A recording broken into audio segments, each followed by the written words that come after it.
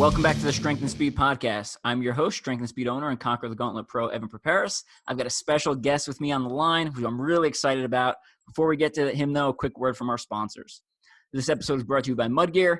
If you know obstacle course racing, you got to know Mudgear, right? I mean, everyone on the course is pretty much wearing Mudgear socks. So they have great products there, but then they also have come up with some new stuff in the last couple of years. One of them is the rucksack, which I just wrote a review on for Mud Run Guide. So if you're interested in like a selection type events or hurricane heats and stuff like that, you might want to check out that. And I actually use it for a wintertime running sock also because it's a little bit thicker than the normal Mudgear socks. And they also have things like seat covers. I also have a review on Mud Run Guide for that if you want to learn more about that. And they just came out with like a shower toga that's Mudgear branded. So check out Mudgear, huge supporter of the sport. And we like to give back to the brands that support our sport. All right, let's get to today's guest. So I'm really excited about this one. You know, I've been eyeing getting him on the podcast for a while, but you know, when you try to coordinate across multiple time zones, I already have enough trouble as it is, and it just adds another complex problem to the equation. But he's got a really cool event coming up this weekend, so it finally kicked me in the butt where I was like, all right, I need to get him on the podcast right now, and I need to get this episode out immediately. So joining me, I have Thomas von Tonder. He's basically, in America, we like when I think South African obstacle course racing, like you're the name I know, right? Like you're the big deal. You won the 100-meter, the inaugural 100-meter OCR World Championships event. You've been in the top 5 at OCR World Championships. 3K, 15K, 4 different times. You've been in the top 10 another 5 times. You got 74 OCR podiums out of 88 races. Is that correct? Yeah, it sounds pretty crazy if you say it like that, but I think that's correct. That is insane. And so yeah, Thomas, welcome to the show, and I'm just really excited to have you on here. Yeah, thanks for having me. Huge fan of the pod. Obviously, like you said, time zones. We're one of the furthest apart time zones. I think it's like 9 hours difference currently. So yeah, so it's actually night for me, and it's morning for you. Yeah, my day just started. Finished up my run. Literally ran back to the computer, set up everything, and here we are. So yeah, excited to have a bit of a chat. Share this, like, let's call it a project that's coming up early next week, not this weekend though. Okay. Next week. So I'm really excited. Let's give like a 1-line teaser about what the world record project is, and then we're gonna jump into a little bit about you and obstacle course racing in South Africa and Europe, and then we'll round it back out and come back to the world record attempt. So what is your big event this year? If I have to keep it short and leave most of the info for later, it's an extremely high timed rope climb. I'll leave it at that. Official Guinness World Record attempt, but we'll deep dive it later in the episode. Perfect. All right, so let's start off with just a little bit more about you. So I know, we all fall into our own little bubbles, and some people in America, that only race Spartan, only know Spartan athletes. Some people, only know American athletes or only know Canadian athletes. So just tell us a little about yourself. What kind of sports you played growing up, and how old you are and stuff like that. Where do you live? Okay. Yeah. So who is Thomas? Thomas. I live obviously in South Africa, a place called Hartbeespoort or the Magaliesberg Mountains. I'm sure you can Google that, you'll find it. It's actually one of the oldest mountain ranges in the world. Pretty cool spot. I'm 28 years old. I've been doing competitive OCR since 2014, since like first year of OCR World Champs, 2014.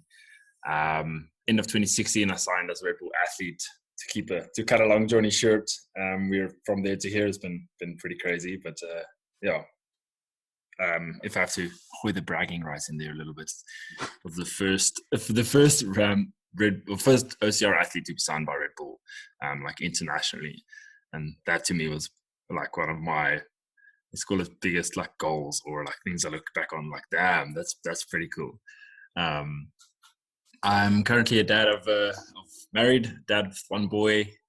He's 1 year and 2 months old, Sebastian. He's like the coolest little dude in the world. But obviously every parent's kid is just the best thing in the world. So he's pretty cool. I'm loving being a dad.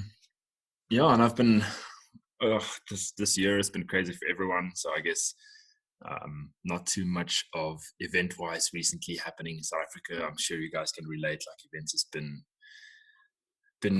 on a minimal. And like you said, we tend to just know the people in our bubbles. Like people in Europe is very big in the OCR series events. I know Spartan's pretty huge in Europe as well, but I know Spartan is huge in the US. And like, I don't even really know a lot of the other OCR events from the US. I just basically know Spartan, okay, Tough Mudder as well, but it's weird how we kind of develop in our bubble. So it's cool to have a chat with you and just share a bit of my OCR bubble with your bubble. Yeah, absolutely. You know, Spartan in the North America and the US, they have the most money and the biggest prizes, so it typically attracts the biggest athletes. I think in the US there's a divide with there's a lot of there's a segment of athletes that are all about mandatory obstacle completion. And so some of the athletes that race the brand I represent, Conquer the Gauntlet or Savage Race, both of which have smaller prize purses than Spartan does, some of them just they like more technical obstacles and they veer towards that side, and they kind of avoid Spartan because of the burpees. Now, we're going to get into obstacle difficulty in a little bit, but a couple more things about, because I know that's a big topic in South Africa. So, but a couple more things about you. You know, what sports did you play growing up, and then how did you find your way into the OCR world? So growing up on school, I was always like sportive and competitive. I didn't really like nail anything really good. Like wasn't the best at anything. I competed at everything. Did fairly well. Like athletics. We played some rugby. We played what's called softball. It's like baseball. Just they have a bigger ball and a steel bat on school. After school, I did about 4 years of competitive kickboxing, and from there I transitioned. Sorry, just give me a sec here. No worries. Little one's unhappy. I think you can probably hear him. I'm just going to sort him out though. Thank you, Mom. Sorry. So I did, it's life in lockdown. Well, not lockdown, but life in COVID currently. So to get back here, after school, I did 4 years of competitive kickboxing. And that was kind of where the transition started, from just sports in general to actually, starting OCR specifically. And the first event we did with mates just for fun, and the idea was just to go do this crazy thing. Like the first time I was introduced to OCR, I was busy training for a cycling event, and I got a flat tire next to the road pushing my bike, and there's this bunch of people, like this big group of oaks just running out of the bush covered in mud. Like just the image in my head was like, what are you guys doing? Like, really, this is what are you doing? And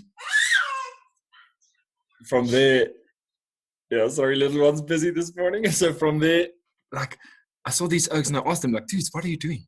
And they all just simultaneously said, warrior. And I was like, what does that even mean? Like, what is that? And from there, I Googled the warrior race, and I found some oaks in the gym that they said they did this thing called the warrior race. And from there, I had some mates from the kickboxing club, and we entered fun, and kind of the rest is history 7 years down the line.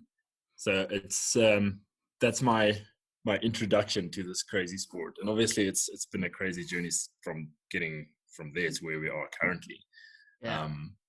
But it was so much fun. The first event was just such a fun thing to do. And then I saw the competitive heats, people were racing it. Like the first event we did for fun, and as we finished, we saw the actual elites of that day come over the line, and I thought to myself, this is a thing that you can actually race. Like, this is really cool. Like I want to try this. So I entered one batch, like the next event, but I entered wrong. I didn't do like the elite. I just did the, what do you call it? The here for the beer. Yeah, the open waves. Batch.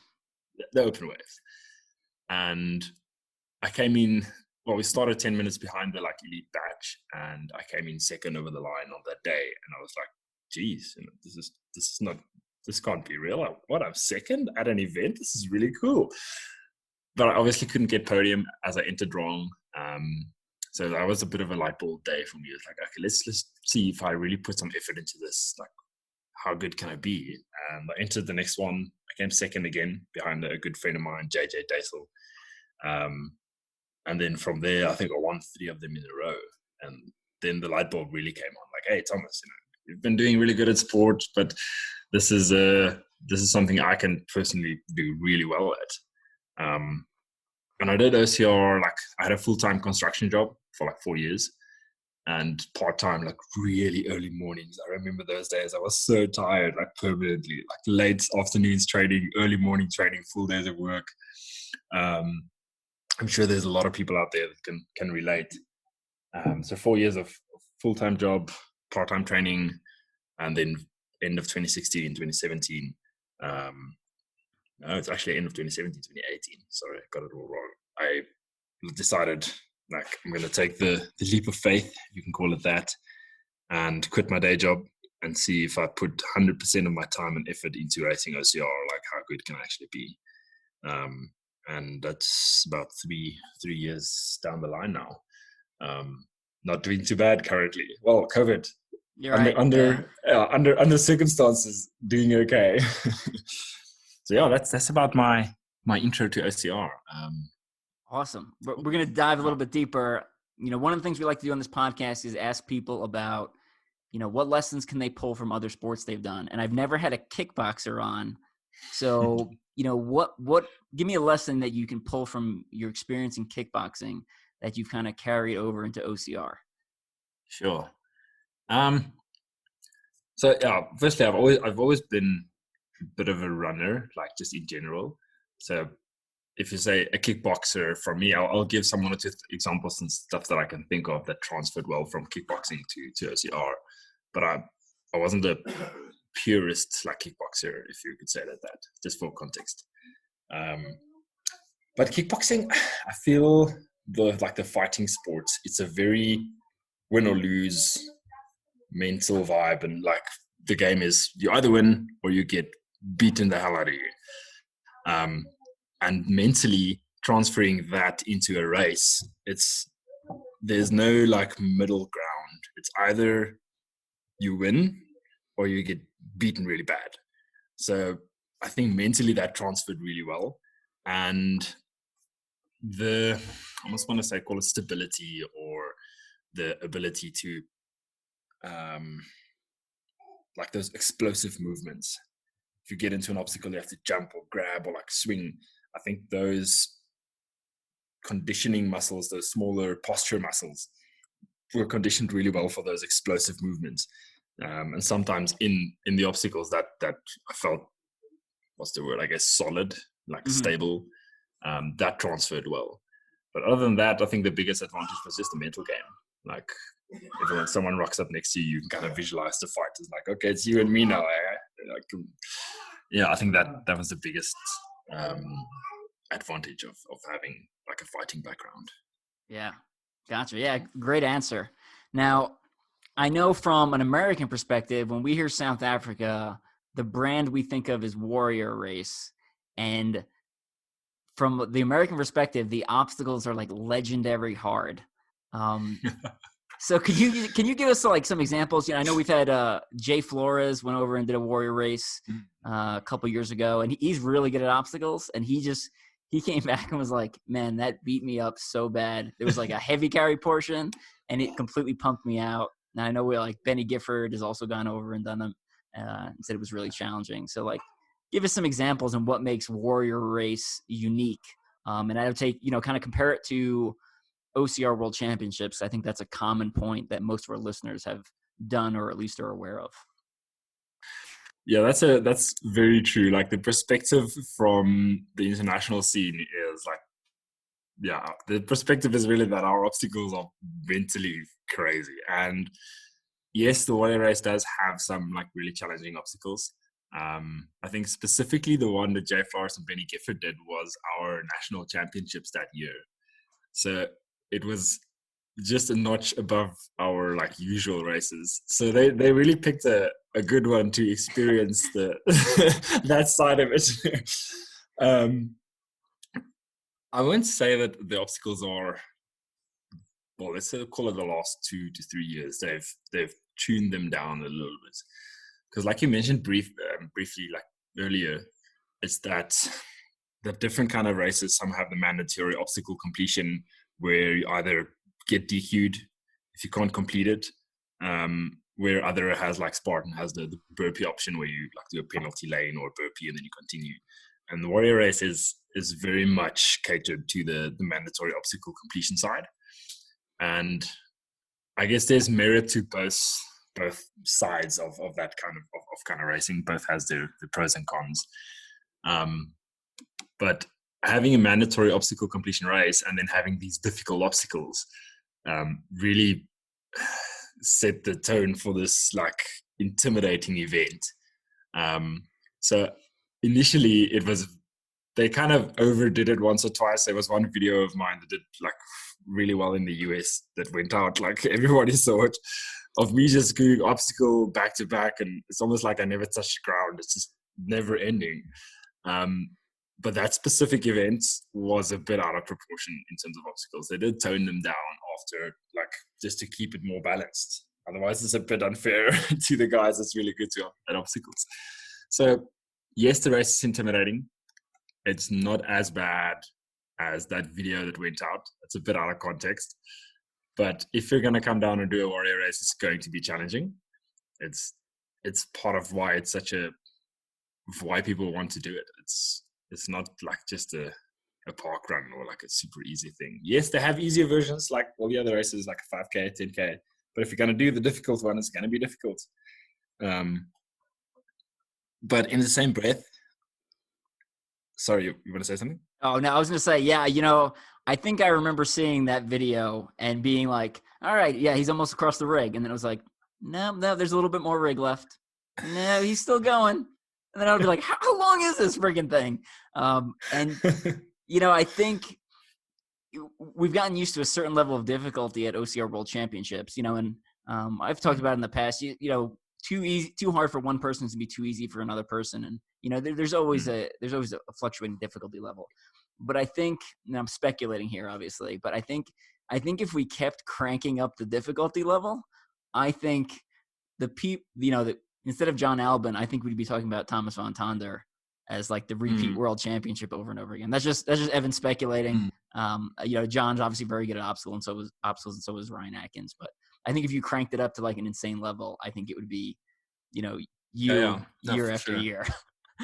So I think that's obviously part of the reason why I do so well at the warrior races. It kind of just caters really well to my kind of racing, like the Conquer the Gauntlet. Mm-hmm. You mentioned. I almost said Conquer the Castle. That's the Denmark race. Conquer the Gauntlet. Like I've seen some of the videos, and that also looks like they have really good obstacles. Savage Race, I saw some of their stuff as well. OCR World Champs, I do feel, is kind of the middle ground between, let's call it like the Spartan race side, where I wouldn't say it's runner dominated, but you really got to be able to run really well to be able to do good in the Spartan race. Where something like the warrior race or some of these other brands, where the obstacles kind of play a bit more of influence into the actual race. I feel like World Champs has done well with trying to find a good balance between both.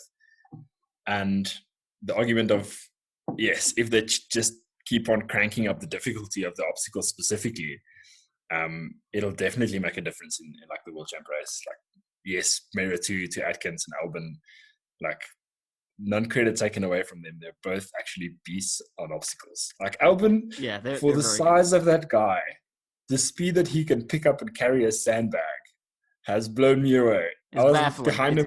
It's baffling. He's such a small guy, but like I'm right behind him. We both go for sandbags at the same time, and by the time I look up, he's already like 2-3 steps ahead of me. I'm like, how? Like, how did he just do that? So credit to them. They're beasts on the course, but I tend to agree. It's going to take a different athlete to race different kind of races. Depends. If you crank it up high enough, I'll do really well. Yeah, I will. Now, we talked a little bit about warrior race. You mentioned you've done some other brands. So how often do you travel out of South Africa to go do other races, and kind of what races do you typically go to? Okay, that's a good question. Locally, we have 1 or 2 neighboring countries that's starting to go into OCR. So like Namibia started having also like a branch of warrior race, hosting one or two there. So that would be like local travel.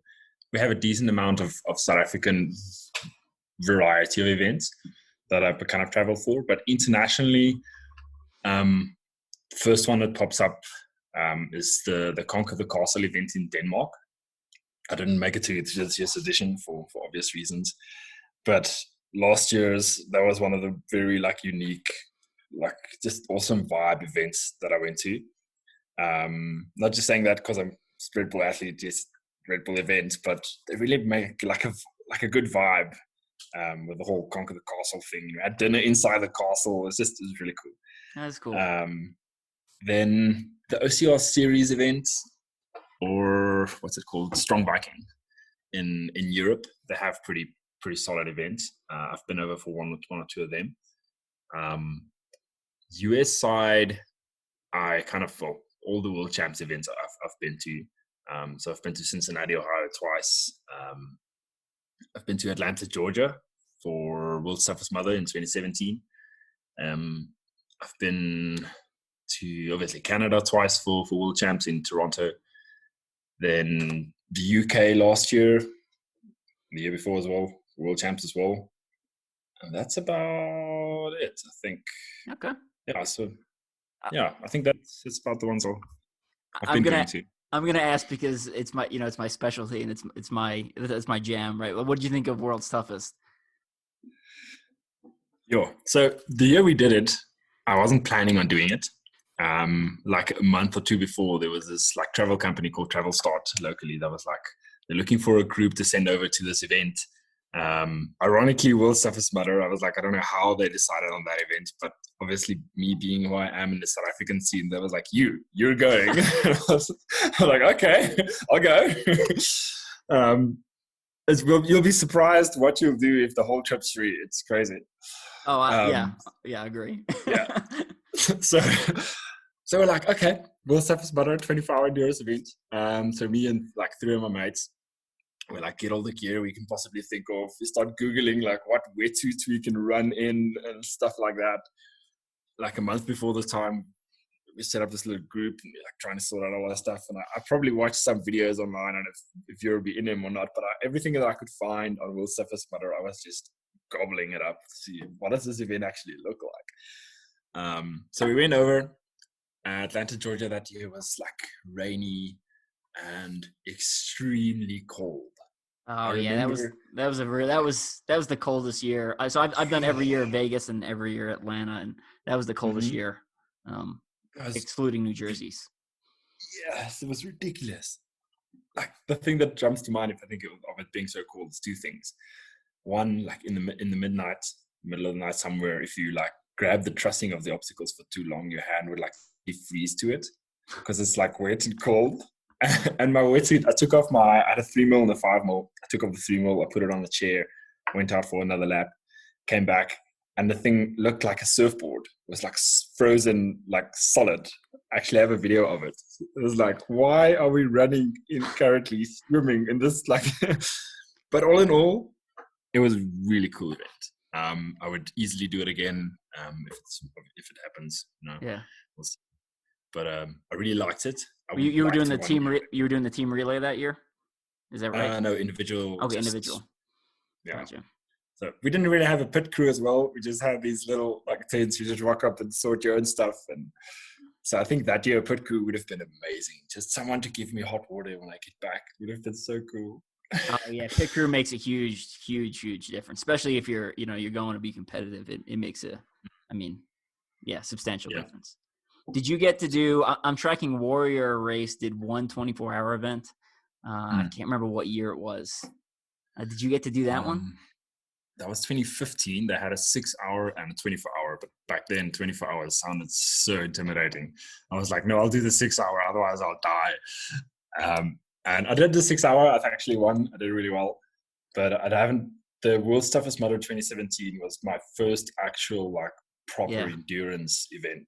Before that, 20Ks, 30Ks, maybe 40, like marathon vibes. But I think we did 138 kilometers. Oh, wow. Was it like 60, 70 miles? Yeah, it's Yeah, got but yeah, we did 60 okay. plus, it's like 80 miles. Yeah.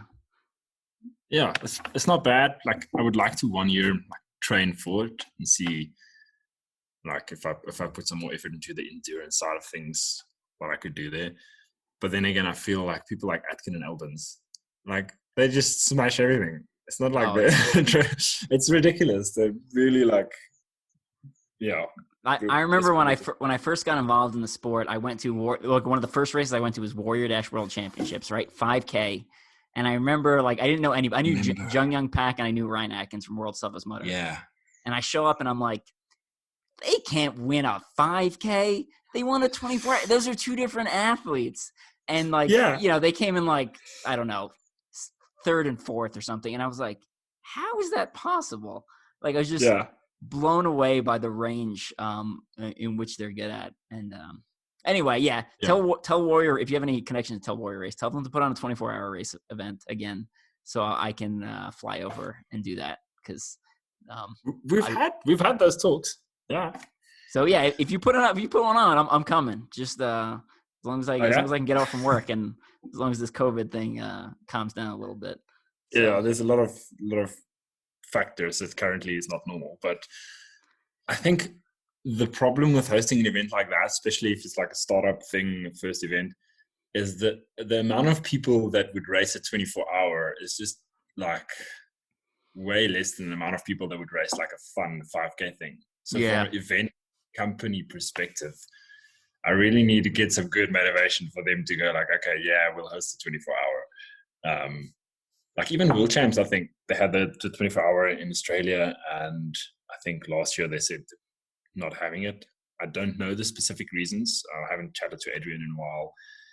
So I'll tell you some of the backside. Basically, they make money, but they don't make enough money, right? So like, you do all this work and you make, X amount of dollars and you're like, cool, like that basically paid for itself. And I did a lot of work and I have some extra change now, but it's not worth it. You don't have the numbers to offset that stuff. So especially with Australia and I'd imagine South Africa, most of your athletes are going to be flying in, I'd imagine, versus being locals, versus something like World's Toughest Mudder. You still get a lot of people flying in, but there's also a lot of people driving, right? Like, I mean, Vegas has obviously Las Vegas, LA has got a lot of, big cities in the Southwest that can draw people in for driving. Versus an international flight, the cost increases exponentially for people. So. Yeah, it makes 100% sense. Like, if you're hosting a World Champs event specifically, then that's so much more of a factor. Like, if Warrior should have a 24-hour, like, it's different from having the 24-hour World Champs. Then kind of people have to fly in. That's true. There are other events in the U.S. that put on 24-hour races, and their numbers are, drastically smaller, right? Like, the Midwest Mayhem, they had like 20 people. Shale Hell probably had like 30 people, right? Most of them do it for a couple of years, and it's just a lot of work for not a lot of payout. It's a lot easier to put on a 5K, and you get a couple hundred people or a couple thousand people, and I make a lot more money for a lot less effort. Yeah, just like from an event company perspective, this makes so much more sense. Hosting a fun event, getting a bulk load of people just come and smash it. Yeah. But I would like to see a 24-hour Warrior again. That'll be really cool. I think that'll be a really hard event. Yeah.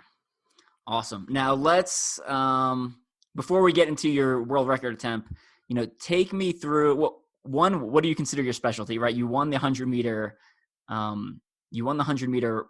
world championships, a world champion, but you've also come in second in the 3K and you seem to do well in the Warrior races, right? So, and you've done well in the 15K, right? You come in the top 10s 5 times. So, what do you consider your specialty distance? Just out of curiosity. So always it was hard for me to pick like a specialty distance in the first like half of my OCR career, because our local racing, like the biggest thing is the Black Ops Elite Warrior race is a 50K event, like 15 to 20Ks. And that would be like the main focus. That's what I'm training for locally to be able to like compete. And it was only like 2017, 2018 that Warrior started putting on sprint events, so the 100-meter sprint concept. And when we had our first official South African championships that was kind of accredited by OCR World Champs, so they sent 1 or 2 oaks down, and we had this joint collaboration championships. If I'm not mistaken, that was 2017. And I think the sprint races. It's 2018 according to your resume. I'm looking at okay. Sorry. Thank you. Even got my back here. Mix up my own dates. So I guess 2018. And when the OCR World Champs kind of saw the sprint racing that we have going on, and I almost want to say the media friendly and hype environment that you can build with that sprint race. I think that inspired a lot of the reason why the 100-meter went to World Champs. I know there's Barbarian Arrow Race. I think it's in Europe somewhere, or Russia, that has like a similar 100-meter sprint thing. And I know the Obstacle Sports Federation, OSF, is Obstacle Sports Federation, is also now doing like a straight line 100-meter event. So they kind of coming out of the woodwork, the short distance stuff. But locally, believe it or not, I did well. Like I would podium, but I wasn't the dominating oak in the 100-meter sprint event. And I would do really well at the 15K. I did dominate for a really long time, but the last year or two it's been more tough. The caliber of athletes that kind of competes just gone through the roof. So hard to dominate anymore, but competing. Then the 3K at World Champs kind of was the middle ground for me between this really sprinting and more endurance zone. And I found that is kind of my target or my specialty currently. If I can have a 3K race with some decent obstacles, I can run that thing so hard. Like that's my focus currently. So Albin is just still too fast to catch, but I'll get him. Like I'll get him. Maybe it takes me another 10 years if he's old enough to slow down. But yeah, the 3K I feel is the kind of distance that my body type and my racing would transfer well into. Gotcha. Like big and strong enough to really smash the strength stuff and the carries, but still short enough to just run really hard. So focus on the 3K and try and defend the 100-meter. That's the plan currently.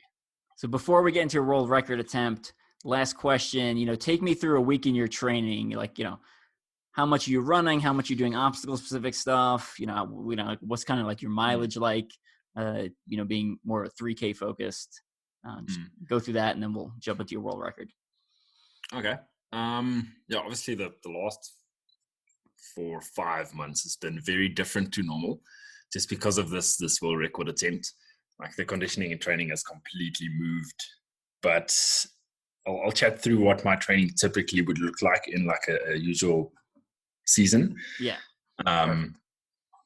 Mileage kind of varies depending where you are, but further or closer to events, I usually do between like 60 and 80 kilometers a week. I don't know what that transfers into miles. It's like 40 to 48, 40 to 50, 40 to 50 miles a week ish. Yeah, I feel like that's good weeks. If I'm closer to events, I'll go under 40 miles or like 60 Ks. If I'm further away from events, I feel like anything more than an 80 or like 50-mile week is really almost like an endurance long like base training week. I feel like I can't do the quantity and the like interval sets in the same weeks. So it's usually around that zone of mileage, obviously depending where we are out from event. I'd have a bit more, well, if I say a bit, and actually a lot more running focused currently. Because of the obstacle side of things, I naturally take really well to. So I do train it, but it's not the focus. So my focus would be like, I'd have 2 to 3 focused running sessions a week, whether it's interval session or track sessions or like hills or something specifically to running and running form. I'd have one chill day. Like Fridays would usually be like just do nothing day. I'll sit on the couch, I'll foam roll, I'll do just, take a day and completely chill. Weekends is usually my longer stuff. So like long, easy runs. I think a lot of people do it that way around. So if I say long, easy run, it'll probably be either based on time, like a 2-hour run, which is like low heart rate zone. I sometimes get carried away and still run them too hard, but I think we all do that. Mm-hmm. Then, during the week, I kind of focus on the more intensity stuff. I'll have 1, maybe 2, like gym specific sessions. Some days we'll just do strength, like core and stability stuff. Some days would be running focused. It'll obviously vary a bit. So 1 or 2 strength sessions, 1 or 2 quality running sessions, 1 rest day, and then some volley over the weekend. In short, I think that's about sums it up. I love that answer. You suggest a lot of the things that I suggest in my book, so I 100% approve. And I've even, for me personally, I've said, when I go up to 50 miles in a training week, I feel like I can still get faster. But once I get from like 50 to 70, my speed stagnates or actually slips a little bit. And then once I go above 70, my speed slows, and it's basically like all endurance. So big fan of some of your suggestions, doing an endurance. And I think the, good thing to point out, right? Like you're a 3K guy, but you're still doing these long runs to build that aerobic capacity. So you can still, push hard. So big fan of that too. So. Yeah. So we actually have your book. I'm on the cover. I had to get it. Yeah. That's what I'm talking about. Hell yeah. It's the start line photo of, I think it's 2014 or 15. Yeah, it's 2014. Yeah. That's right. Yeah. Like in there in the middle, I'm like, I'm on the cover of a book. I've got to have that book. That's awesome. That's exciting for me. Good stuff. All right, let's jump into your world record attempt. So, take us through it, and we'll start asking some clarifying questions. Okay. This has been the exciting part of my life for the last 4 months, and okay. First, let me explain exactly what it is, and then kind of dive into the explanation and reasoning and so on. So the Soweto Towers. So Soweto is a region in Johannesburg, and Soweto Towers is like the cooling towers of an old power station. I'm pretty sure you'll have to just Google Soweto Towers, you'll see them. Yeah, it looks like huge. For Americans, it looks like the stereotypical nuclear reactor cooling towers. Yes. That's what it looks like. Yeah, go ahead. Exactly. And the power station's not working anymore, and the towers are there, and it's like in the middle of this huge cultural like suburb. So they paint them with like branding and whatever is, they paint this whole thing. So there's these huge painted colorful towers in the middle of this cultural suburb. And they have a bungee between the 2 towers. So there's a bridge rigged up between the 2, and then from the bridge there's a bungee you can do is jump down. And we're going to rig a 36 millimeter like a battle rope, like a rope climb rope, and rig that to the point where the bungee is used to be. So that'll be a 94 meter vertical straight line to the rigging point, and then I'll try to summit that whole rope climb. But within that rope climb, we are applying for a fastest 50 meter Guinness World Record, like fastest 50 meter rope climb. And we actually wanted to do 100, but 94 is a bit too short, so we've got to settle for 50. So 50 meter world's like fastest rope climb. And then from there, continuing to climb the whole towers to kind of just achieve the goal that we initially set out to do. And that's, in summary, the project. So let me just say, I love this, right? So when lockdown started, I thought 2 sports really did good during lockdown. One of them was strongman, because they were putting on these like unconventional events where these guys are doing crazy lifts and trying to set deadlift world records and stuff like that, where it was interesting, and you could watch from a distance, and through Facebook, social media, stuff like that. And the other one I think actually surprisingly did really well was ultra running, where they were doing these like backyard ultras where people are, it's like last man standing events. And it was really like outside the box thinking. And I don't, Yeah, that's actually so ironic. yeah, I don't think most other sports have done well. And I think I love this because it's outside the box and it draws attention to our sport through a different mechanism. By doing something that's crazy and, very visually appealing. And that totally fits in with like the Red Bull branding. And I just love it. I think it's very clever and shows, some of the strengths as OCR athletes. So Thanks, dude. super cool. Obviously climbing that high is hard physically and probably mentally. What are some of the, in your train up, what are some of the things you've experienced that you were kind of surprised about? Yeah. So the learning curve and the elements that like jumped out of the woodwork for us to put this thing together has been crazy, but really cool. Like, we have a partner of mine, City Rock. It's an indoor climbing gym in Johannesburg. And they kind of approached them and said, like, dudes, this is my idea, but how in the world am I going to like simulate or like train for this thing? Like, I can't. What's the tallest thing I have to hang a rope from? It's like I don't know, maybe a building or a tree or something at home, like, I don't know, 4 meters, 5 meters. But I've got to train for like a continuous 94-meter rope climb. And we initially set up a rigging system where we have a rope with 11.6 meter rope that went up to the ceiling of the climbing gym. And I would climb to the top of that. And then on a belay with a safety harness, there's someone who will drop me down on a safety line. Then I'll lock into the climbing rope again and I'll climb again. And that was kind of our setup to try and train for this thing, to see, okay, this is the goal, but is it actually achievable? Like, we don't know. So we started training for this thing, and initially we thought, okay, the goal is just to climb the height of the towers. Like, just that alone was the goal. We didn't have time initially. We just said we're climbing this thing to the top. So I would practice my foot lock technique, and whenever I literally can't hang anymore, I would just lock my feet as good I can, and then just try and shake out my hands and rest on the rope, and then continue climbing. And we thought, okay, we're going to see, I'm going to get on the rope, I'm going to just climb and see if I can reach like the 100-meter mark. So that'll be 10 reps on our rope to the ceiling. And I got to almost 80 meters, and I literally couldn't climb anymore. Like, my feet was burning. It's like, it's crazy how unconditioned the top of your feet are to take punishment.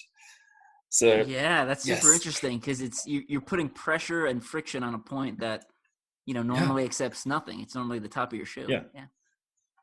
So I had this crazy like burning pressure points like that I never thought I would get, and that was the first thing that came out. Was like, dudes, we got to think of some solution to kind of support my feet, because this is not going to last a full like 90-meter climb. And that attempt alone took us 24 minutes, 25 minutes. Oh, wow. So, I mean, that's 25 minutes just on the climbing rope. That was quite insane. Like, your feet just doesn't take it.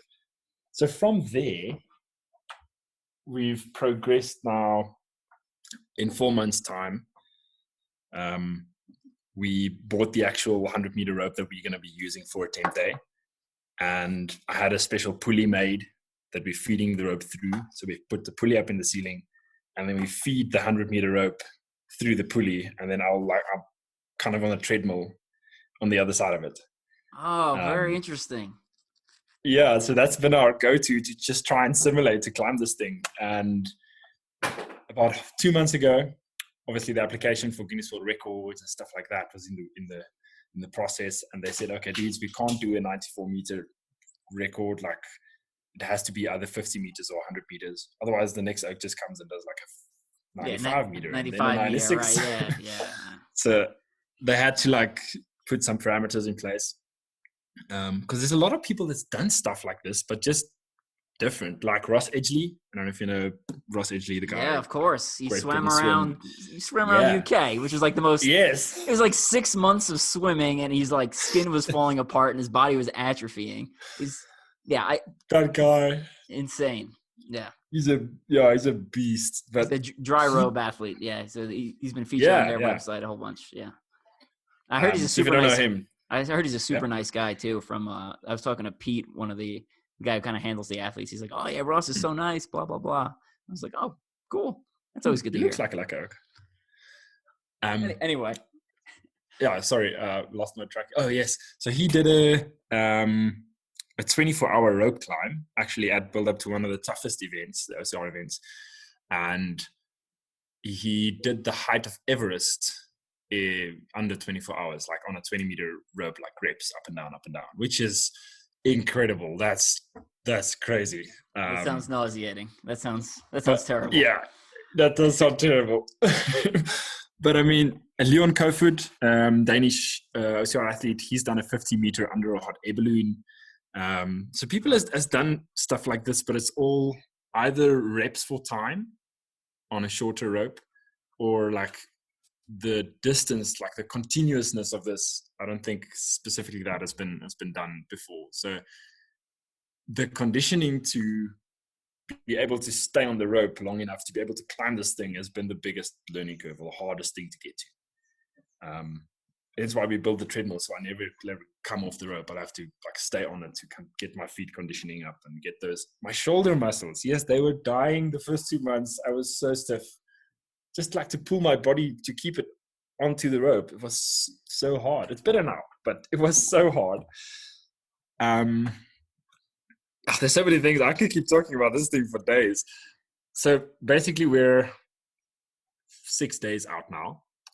It's next week, Tuesday, the 7th of November. And Red Bull will be shooting a whole like mini documentary about the whole thing. I'm pretty sure we'll have a live stream on the day. So there'll be a decent amount of content coming out just to like give context to this whole thing and what it's taken to prep for this, and the time factor coming in. It's almost like saying run 100 meters. Yeah, like super chill and run 100 meters, but running it for time is like a whole different ballgame. Yeah. So climbing a 50-meter rope, I think there'll be a decent number of people in the world that'll be able to do that. Maybe not as many, but there's some freaks out there. But climbing it for time is so much harder. Like, it was almost like this curveball they threw me with, like, okay, we're not doing a 100-meter, we're doing a 50-meter, and we're doing it for time. Then my training kind of moved completely from just enduring the rope to climbing it as fast as possible. So that's been really hard as well. And the time to beat for the 50-meter is 5 minutes. This is a record that's been created by Guinness World Records, so it's not a title that somebody else registered. So there's no one that currently has that title, but there's still like a minimum time to beat. That's interesting. And I've done 1 or 2 simulations, and one was like 5 minutes, 17 seconds, or 4 minutes, like 10 seconds. You know, we get really close. So it's gonna be tight, but it's not gonna be an easy, like a walk in the park. Awesome. Well, it sounds exciting, and we'll, any of the links that you post to your page or off the Red Bull page, we'll be sharing to Strength and Speed, so you can either look at your athlete page, or you can look at the Red Bull page or our page, and we'll make sure we get that spread out, especially to. Again, we fall into our little bubbles. We'll make sure we share that into a bunch of the American OCR groups, because I think stuff like this is how we get our foot in the door with a lot of sponsors and draw attention to the sport. Kind of outside the box things that have a little bit more staying power versus like, hey, there was a race this weekend, a bunch of people won some money, here's some of the results. I think this stuff like this where it's like a guy did what? That's insane, I think that's how you draw attention and sponsors to the sport. So super excited to see. And obviously we wish you the best of luck. And we don't believe in luck. We believe in skill. And I think you have the skill to back it up. I think I remember you doing, I can't remember what race it was at. I want to say you were doing monkey bars, but you were going back and forth down the monkey bars for several minutes. And I was Twister, yeah. Oh yeah, was it Twister? Twister at Lake Tahoe, Spartan World Champs in 2017. Yeah, So they had the monkey bar, like Twister, monkey bar, Twister. They call it monkey in the middle. And I was like, I did it up and down for like a couple of minutes. I remember watching that video. I'm on my phone, and I was like, again, same thing. I was like, all right, well, he's gonna fall off now, and then I was like, nope, he's going back. Nope, he's going back. Nope. And you went for so long, it was insane. And I was like, And I specifically I was actually in Germany at the time when I saw that video for work, and the gym I was going to had like a long set of monkey bars, and I was like, I wonder how long I can go. And I didn't get anywhere close to you. Side note, but I did set a PR. I don't remember what it is off the top of my head, but I remember like the mental image of watching you and like watching your technique helped me because I was imitating you, and I had that like positive mental image when I went and did the training on my own. So we'll try to find that video and share it too. So that's yeah, that'll be cool. I think it's on my YouTube somewhere way back. My YouTube's not too active, but I do stuff like that on there now and then. But on the same note, it's like it makes a huge difference when someone does something and your mind's like, that's actually doable. Right. So yeah. I imagine after me doing this rope climb, maybe there'll be one or two crazy people in the world that does something similar. Just that mental click of this is actually doable. It's like me with the OCR. When I see those people racing, I was like, this could be a race. That's really cool. So it's like breaking the 4-minute mile. You know, like no one broke the 4-minute mile, and then like the as soon as it was broken, I mean, you know, Roger Bannister broke it. There was like you know, like another half dozen people that same year. So when they said it was physiologically impossible. So yeah, same thing. Good stuff. Sebastian says hi. This is like climbing daddy's the jungle gym, and everything goes. All right. Before we let you get back to your family, what sponsors are supporting this, and what sponsors do you have, so you can give them a quick shout out? Yes, sorry. I'll give some love to the Oaks that's really been supporting me with this project, like the City Rock Oaks locally. They've been golden in just giving me a place to train. The Black Diamond equipment, I'm pretty sure Black Diamond's a big climbing brand in the US as well. They've been awesome, and just, you know, the technical aspect of this climb has been immensely complicated. I have a whole rigging team just to handle the safety aspects and shooting it and et cetera, et cetera. So they've been awesome in helping in that aspect and making sure we're safe in doing this and ticking the right boxes there. I've been with Salomon, the running brand and clothing brand since 2015. 2014, end of 2014, 15 somewhere. And we've come a long way, and they've been instrumental just in my OCR in general. Like if I think of Salomon sponsorship and OCR, I think of the World Champs in Canada. That was so wet. We were sliding down the slopes, and I had some decent shoes, the S-Lab speeds for that day, and I think that saved my time. It's such a huge manner. It's not even funny, but that's Salomon. They've been solid, and Sunto, the tracking watch, like they've been with me as well for like a really long time.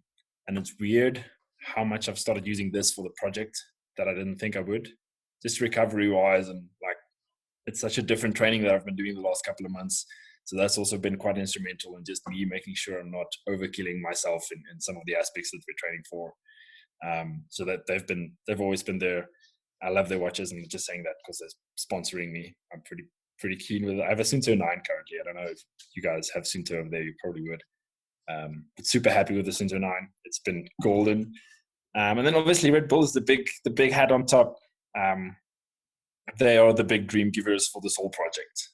They've been supporting me so much for the last couple of years. And when I came to them with this idea, like, geez, I want to climb this really high tower. They're one of the few people you can go to with an idea like this, and they're like, yeah, let's do it. You know, other people would be like, what? So just stoked to be surrounded by enthusiastic, outgoing, positive people. They're awesome. They've been awesome. It's like almost like an honor to represent them. So big shout out to them. They've been awesome. And to you for having me on. This has been fun. Yeah. Cool to share my bubble with your bubble. Yeah, absolutely. And before we officially let you go, we like to ask people, tell us one thing people would be surprised to know about you. So typically the less having to do with fitness, the better, and the more random. And then I will share something that hopefully matches it. So you can go ahead and I'll see if I can match it. Yeah, at the start of the podcast, you told me you're going to ask me this. I told you I'll give it some thought. But between then and now, really, there's not much thought that's gone on. Yeah, I think like I mentioned to you previously, I can play the guitar. Not a lot of people know that. I play the guitar and I sing a little bit. I haven't done it in a month or two now. Lockdown must have been good for that, but it wasn't. So I do that. Quite musical. I do art as well. I haven't done that in a month or so, but I can actually share some pictures of some of the work I've done before. I want to say it's not bad, but you guys can be the judge of that. And I got married at sunrise. I don't know if people know that. Oh, interesting. That's, like 5 o'clock in the morning, my grandma had to wake up at 4. She wasn't happy. Did your wife do her makeup the night before? Did she get up at like 1 a.m.? Right? She got up at a ridiculous hour. Is this your idea or her idea? Both. Oh, okay. We were like, we're not late night party people. We're like early morning adventure people. Okay, interesting. Yeah, we thought we get married in the morning. Then we have the whole day to like party and do whatever we want. So that was pretty cool. I don't know what else. Tell me something weird about you. Maybe it'll spark some weird things about me. So to kind of match the art thing, I am not artistic, but my wife is. So all the art in our house is actually made by her. So she's got a degree in studio art. And the biggest painting we have, it's like drawing. I guess it's not a painting, it's a drawing. Is Jack Nicholas from The Shining when he's like sticking his face through that door. She painted this like giant picture of that, and it's really weird because you can see this skull inside of his head, but it's also like they painted this. She painted the skull or drew the skull and then drew the image over it, and it's like it's probably 4 feet by 5 feet. It is huge. It's now sitting so creepy. Yeah, it's super creepy. It kind of creeps me out. It was in our basement, and my 5-year-old daughter was scared of it, so we moved it into the back room. If your daughter's scared of it, it's pretty creepy. Yeah, it's done really well. And then I played the saxophone in high school. Wasn't very good at it. I'm gonna share a random skill that I'm super proud of. So I read a lot. I used to read a lot of knife magazines, and I delve into random topics. And one of them that I used to sell in the knife magazine was lock picking. So I tried my hand at lock picking, which is super hard, by the way. But I have a little bit of skill. And a couple weeks ago at work, 2 guys had their desks were locked. We switched offices, and essentially the people who left took the key with them, so their desks were like permanently locked. So I brought in my lock pick, and it took me about 5 or 10 minutes for each one, but I successfully picked 2 locks, and that doesn't sound bad at all. I was super excited because my friends were trash talking me, and I finally got it open, and I was like, "Yeah, eat it!" But I was like, "That's my very random skill," and I don't know how much of it is blind luck, but it's you really got to finesse it because so basically you put a tension wrench to add some pressure, and then you got to stick a pick in there and kind of mess with the pins. But the trick is where I had a lot of trouble is the tension wrench. It's a very, very light amount of pressure, and people are probably too much on the tension wrench, and it locks the lock up. So it does. I think that's one of the things that commonly is very misconceived. We just pick the lock, but I can imagine it being super technical. It's really not as easy as it's like in the movies. Yeah, no. I mean, I'm sure some people are really good at it. I'm definitely not, but I've done a couple. It's a lot easier just to credit card the door, right? Like you take a credit card and jam it into the door frame and actually move the mechanism. But I think it doesn't work for deadbolts, obviously. That's not the most common skill. No. Sure. No. All right. Well, we're going to let you go. Thanks again so much for coming on. Glad we got this coordinated, and we will be sharing all your content as it comes out and kind of spreading it around the U.S. and with kind of a quiet OCR season. I think this is great. Yeah, thanks, man. I'm super excited. So that'll be huge. I think we have some really solid content that they're going to be producing for this. So I'll send it to you as it releases. But yeah, thanks for having me on and for the chat and sharing this stuff out. I think it is something different. It's more like a passion project for me, but it turned into this huge thing now. So yeah, keen to inspire some positive vibes and just to see if I can maybe encourage people to look for something crazy and big they want to attempt and go for it. Yeah, I really hope this inspires some other people to do some similar type, publicities type stuff for the sport. Where can people find you on social media? And then any final shout outs you want to give to friends, family, sponsors, etc. before we let you go? So my most active profiles would be Instagram at Thomas_OCR. You'll pretty much or you can just search Thomas from Tonder. I'm pretty sure I'll come up somewhere. So Instagram is most active. I'm on Facebook as well. Not TikTok so much. We actually had a class last night from Red Bull side on why TikTok's really good. So maybe I'll start a profile there. But mostly Instagram at ThomasOCR. I'll be posting a lot of stuff to there, but I feel like the Red Bull channels like Red Bull TV and so on, there'll be a lot of this content going to there as well, but I'll share the links to that. And then shout out wise, it's mostly just everyone that's been involved in this project and getting it to the point where it's at. It's been way more planning intensive than we anticipated. So a lot of people offered a lot of their personal time in making this thing happen. So just shout out to them. And for you guys over there on the other side of the Big Blue Pond,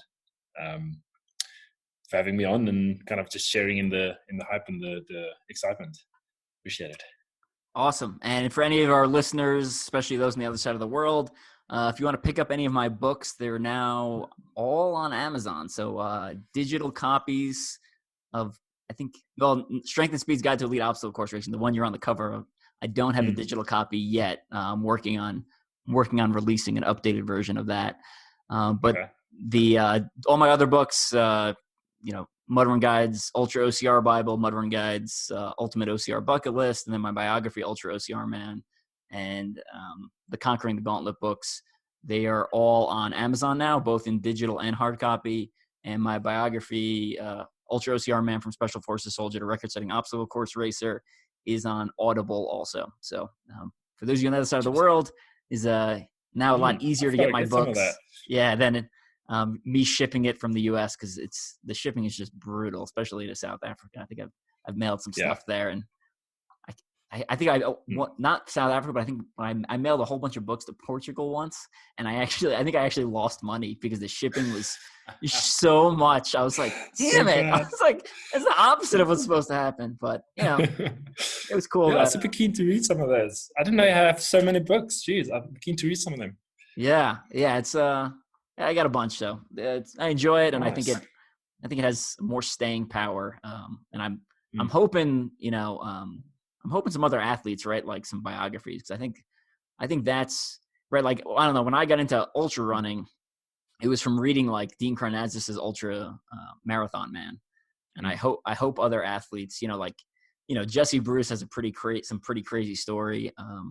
If you've seen his YouTube video, The New Addiction or something, it's like a 15-minute little documentary about like essentially his basically drug-ridden past and turning it around and opening a gym and obstacle course racing. So I'll go check it out.